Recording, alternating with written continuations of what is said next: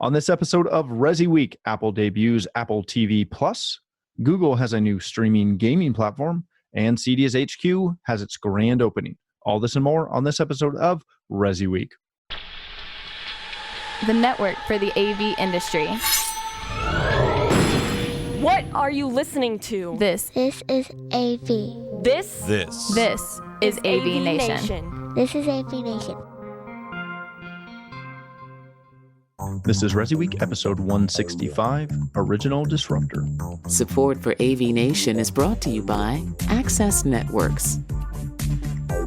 Welcome to ResiWeek. This is your weekly wrap-up of all the latest news and stories for the residential AV industry. I'm your host, Matt D. Scott for AVNation.tv, and today I'm pleased to be joined by one of my longest-standing AV friends. It's Heather Sidorowicz.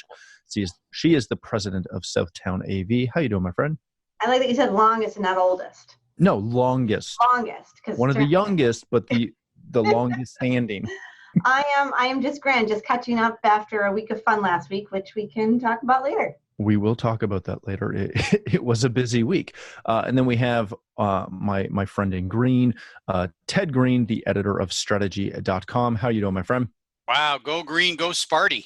Go green, go white. Yes. If you missed it, Ted Green is a Michigan State alum. My sister went to Michigan State, went to school in Lansing, and Spartans played an amazing game of basketball on Sunday. So huge turnover. Oh yeah. So we're very, very happy. But enough of the sporting news. Let's get into the tech news, which is probably why you're here. Coming to us from Residential Tech today, Apple has big plans for the ways in which we watch TV. This is by the one and only Michael Heiss. If you haven't followed Apple and their Apple TV product, it has been around for quite a few years now, but it's always been just kind of a box. It's never really lived up to the hype of what Apple could potentially do with a TV service. That potentially has all changed as of Monday when Tim Cook, or Tim Apple, as you may have heard him referred to recently, got up on stage, talked about a bunch of really cool things, announced some really cool things, including their new News app and News Plus, as well as a credit card, which was, I got to say, the first time I literally just did I'm sorry, what? Right, certainly not something expected. Not at all, no. We're there. And now for one more thing. It would have been perfect had they gone down the old Steve Jobs way. But nonetheless, they also announced Apple TV Plus. This is honestly, an absolutely huge deal. What it's going to do is, it's a couple of things. They're obviously going to curate a bunch of their own content, and they brought out arguably some of the biggest names in TV and movies on stage to talk about that, including J.J. Abrams and Steven Spielberg, and just a whole number of people, Reese Witherspoon and Jennifer Aniston, just a plethora of celebrities there to not only in the audience but also on stage talking about their new shows and movies that they're doing. The other thing, which I gotta say was probably the most shocking of the event for me, was that they brought out and announced that they will be adding AirPlay 2, which had already been announced for Samsung, but also is now going to be available on LG, Sony, and Vizio TVs going forward, but also that they're going to embed an Apple TV app into the smart docks, if you will, of all of those TVs, and things such as Roku. And Matt, wasn't this actually announced at CES? The AirPlay 2 for Samsung was. But as far as the app living natively on the TVs, no, that was all new. So Heather, like gremlin. Pardon? Like a little gremlin. Yeah, just Heather, I do want to start with you on that. Adding AirPlay 2, adding native apps, etc., across the board is, in my opinion, going to be a fairly strong game changer for a lot of people that are Apple households.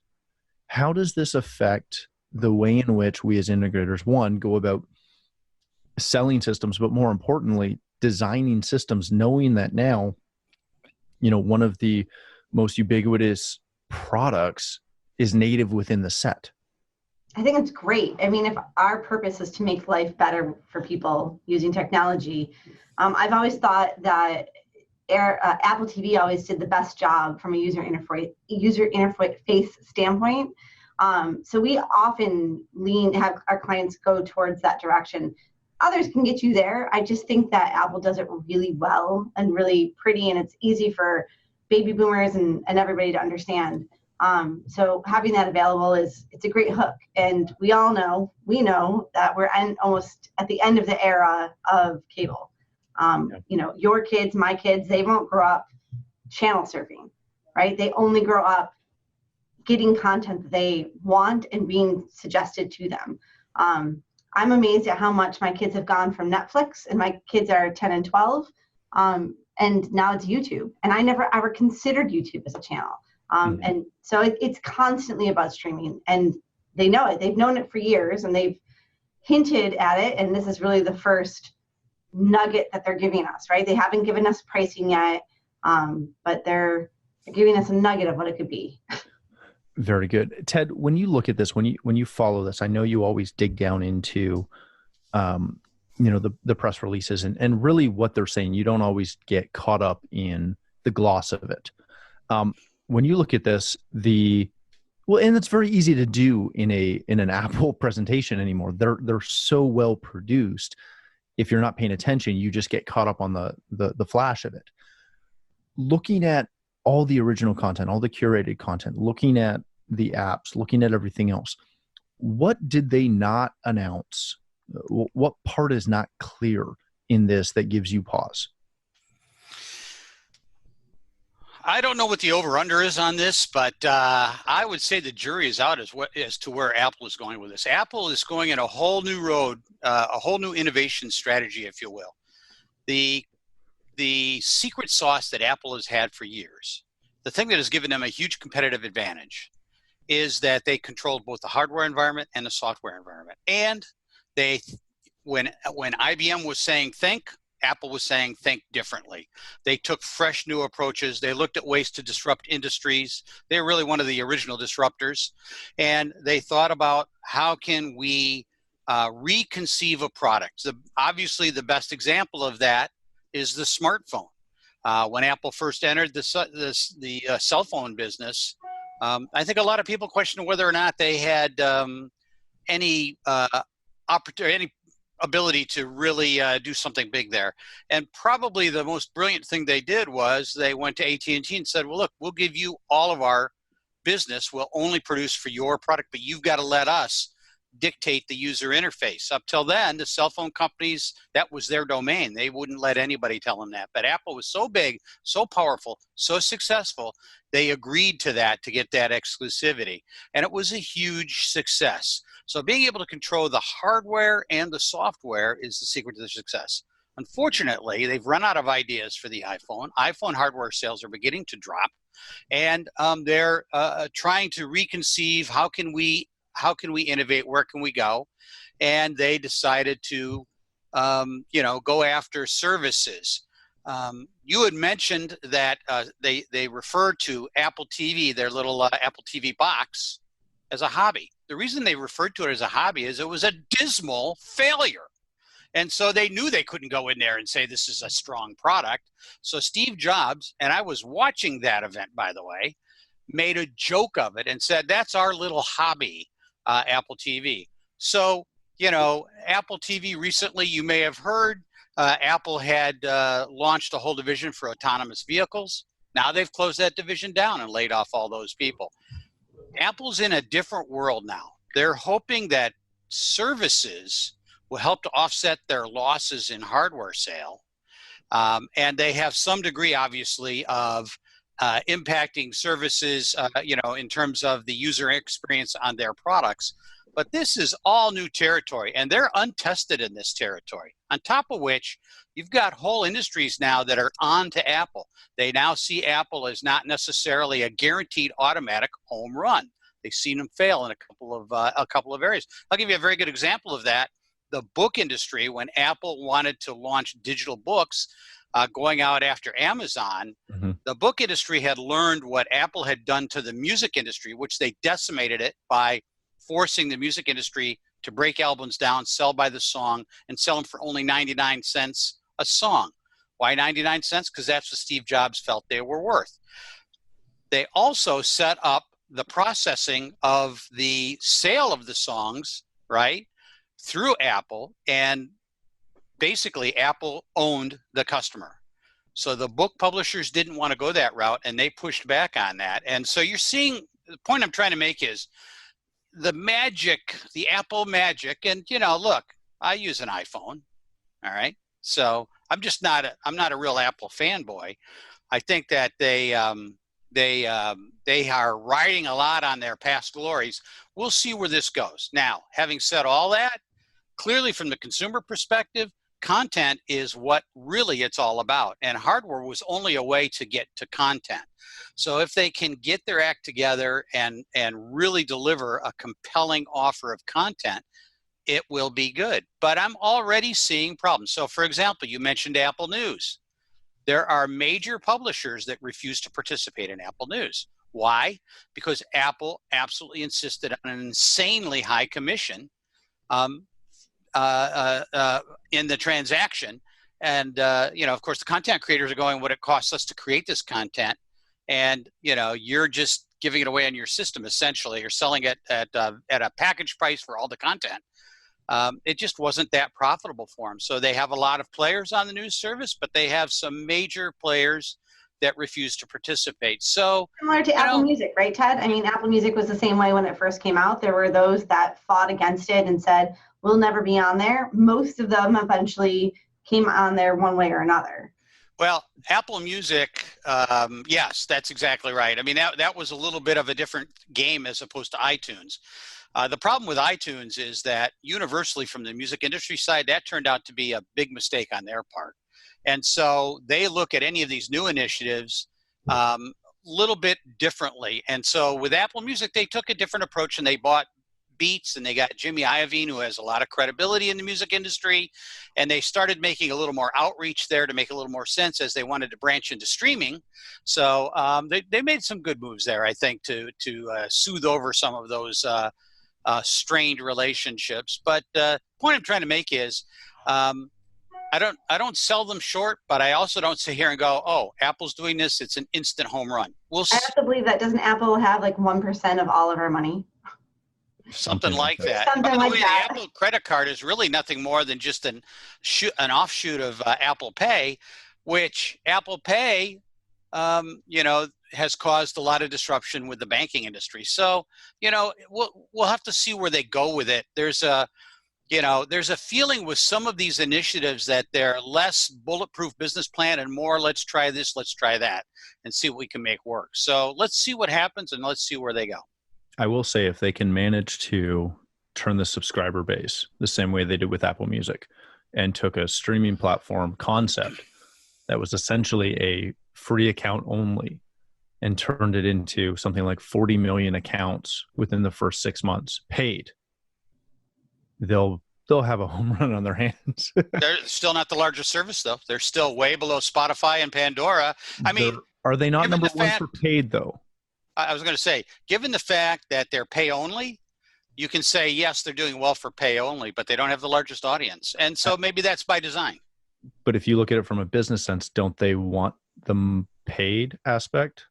They don't want to give stuff away for free. Apple gives you nothing for free. Exactly. Yeah. No, they don't want to give anything for free, but I'm just making the point they're not the largest audience. So yes, You're right. And I'm not even sure they're the largest paid audience, because Spotify has a pretty large paid audience. I'd have to check those statistics. Yeah, I'd have to double check that as well. I'm not saying they haven't done well there. They have done well there. And like I said, they bought Beats, and they brought in Jimmy Iovine, and they made some good inroads there a lot more quickly than maybe they would have if they'd taken a more traditional approach. But, again, they don't own that world yet. They're doing well, but they don't own that world yet. Very good. All right. Let's move on to our next story of the day. This comes to us from CE Pro and Andrew Nichols. Google Stadia is bringing cloud gaming to home networks. If you missed this last week, Google announced a streaming platform for gaming. And when I say streaming platform, I don't mean in the traditional sense of the way streaming gaming is done currently, where you still have to have the console. Literally everything is on the cloud. The only hardware available is a proprietary controller. As you read through this, it was a very interesting announcement and going to be a very interesting program. Essentially, they are saying that they're going to allow users to stream 4K HDR games directly to literally any device, whether it's a phone, a tablet, a TV, a PC, something connected to the TV via a Chromecast, pretty much anything. And there are many people that are getting on board with this, including many of the big developers. Ted, I'm going to come back to you to start off with this one. When you look at gaming, and I realize that to a degree this is slightly outside of our realm, but what makes it a big aspect of our realm is that if you have a client, if you have homeowners that all of a sudden want to be able to play Stadia games, and again, stream that 4K 60 frames per second HDR content, the network is going to have to be pretty beefy. When you look at this report, is this a cause for concern that many of our residential networks aren't up to par, aren't up to snuff on this? Or is this just a golden opportunity for integrators to be able to go up to any client of theirs and say, hey, if you're into gaming, if you like that, normally your network's got to be rock solid. But if you want to use Stadia, you really need a rock solid network, and here's how we can help you. Yeah, I think, all of this remains to be seen. It's show me the money moment here.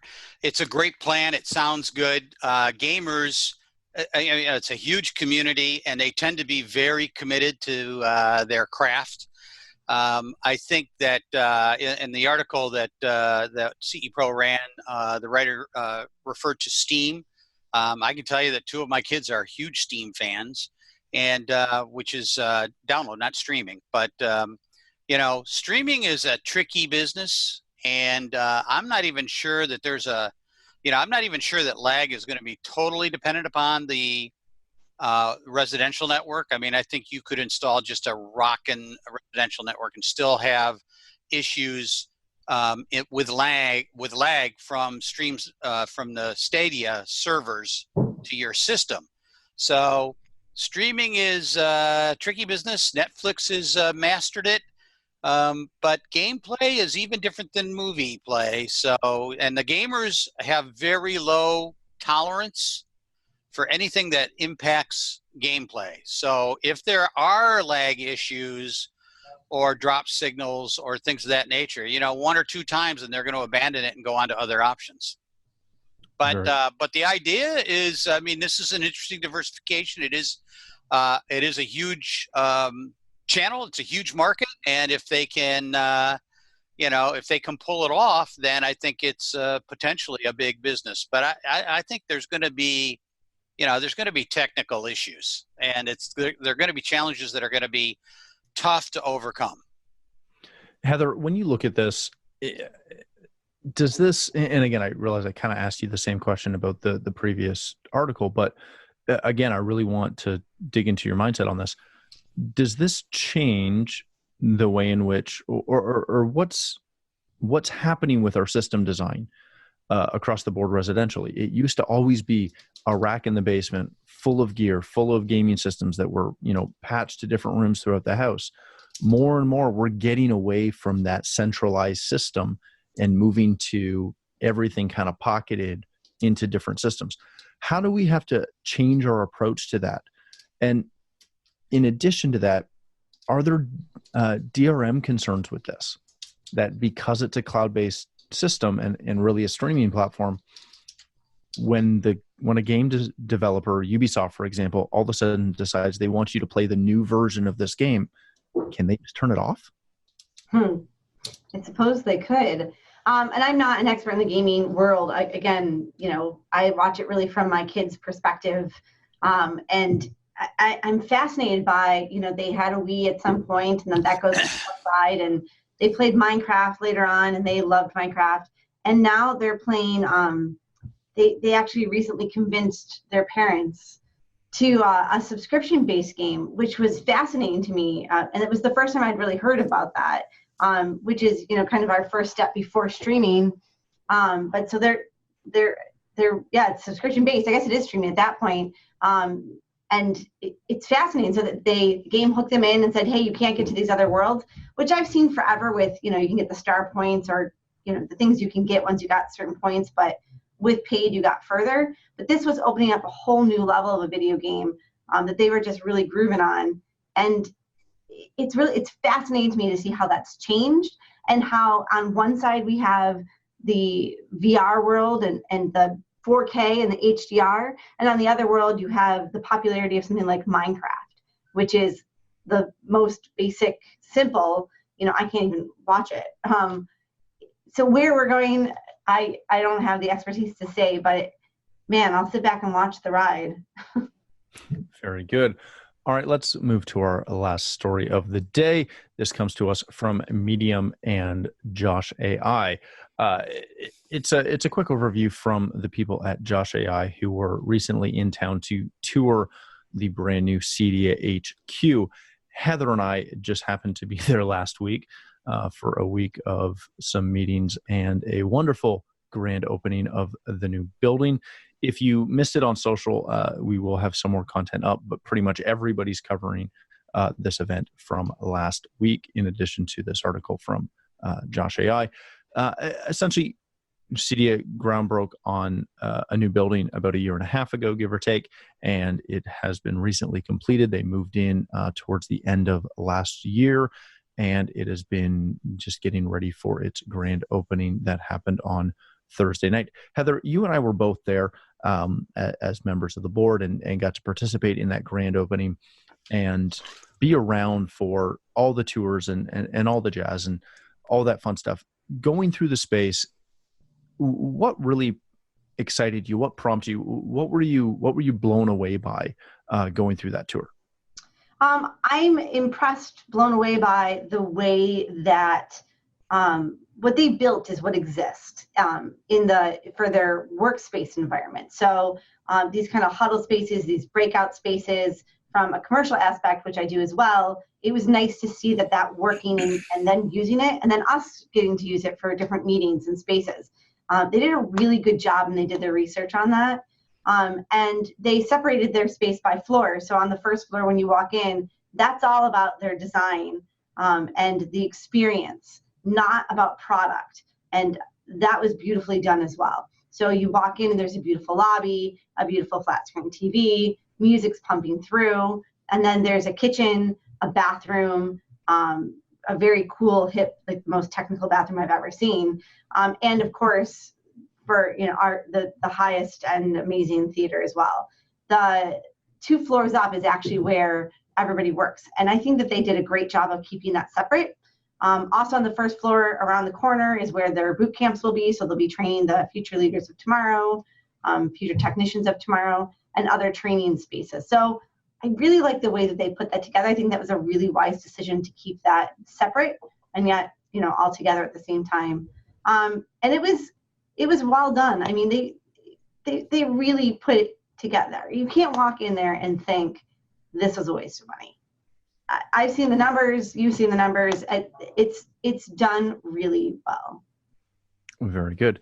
Ted, I know you weren't able to get there, unfortunately, due to some timing issues, but one of the things, and I'm sure you've seen a bunch of the imagery from the building, but one of the things that I wanted to kind of talk to you about was the concept and the benefit of having a truly, current, essentially home vignette. There's a living room, there's a kitchen with a bunch of connected appliances and things like that. There's, as Heather mentioned and alluded to, a connected bedroom with a whole plethora of technology in there, as well as a very nice high-end theater that we got to do some demos in, and it's really nice. How important is it to be able to have spaces like this where people can come and experience really the upper echelon of what we do? I realize that, that doesn't necessarily fit across the gamut, but when you walk throughout the rest of the building, there's breakout rooms that, just have a Sonos play bar as a nice little, TV mounted system. It's not just ultra high end, but how important is it to have that type of experience center available for use? Well, in general, having an experience center is why a lot of integrators have experience centers, and I think it's very applicable to their businesses. How applicable is it that a trade association has an experience center? I would say it's probably nice, but I don't know how many visitors they get, and so it's hard to say. But obviously, a lot of the top integrators install very luxurious experience centers, so they can show exactly a dramatic home theater. They can show the reality is that most consumers that are looking for technology in their home really have no concept of what's even available for them. Mm-hmm. So for the local integrator, I think it makes a lot of sense. Very good. All right, ladies and gentlemen, we'll leave it there. If you do have a moment to check out all the news coverage and all the photos from that grand opening, definitely check it out. It's a really cool space, and we were very glad to be a part of it. Or at least I shouldn't speak for you, Heather, but I was very glad to be a part of it. It was lovely. And if you were there and we had a chance to meet, or we didn't, please drop us a line. It was great to connect with so many friends when we were there. Heather, if people want to connect with you, learn more about Southtown AV, where can they do that? I am tech _chi, CHI on Twitter, tech chi.